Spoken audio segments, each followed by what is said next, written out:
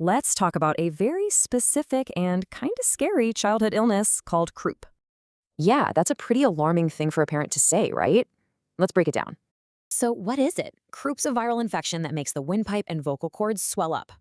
And it's most common in really little kids, usually between 6 months and 3 years old.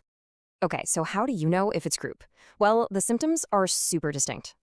And here's the crazy part. It often hits out of nowhere, right in the middle of the night. The number one sign is that cough. It's not normal.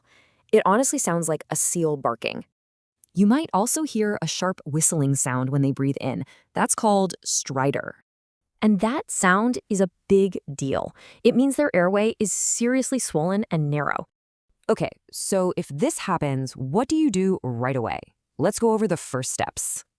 First thing, try to keep them calm. Crying actually makes the airway even tighter.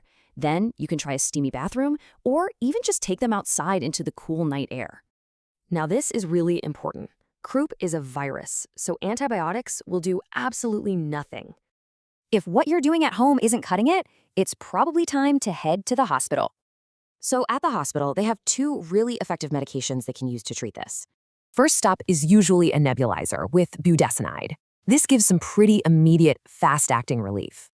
Then they'll likely give a single dose of a steroid to really knock out that swelling. All right, so if there's one thing you take away from all this, what should it be? It's this. Do not ignore that barking cough. It is always a sign to act fast. So now you know what to listen for. Being prepared makes all the difference, doesn't it?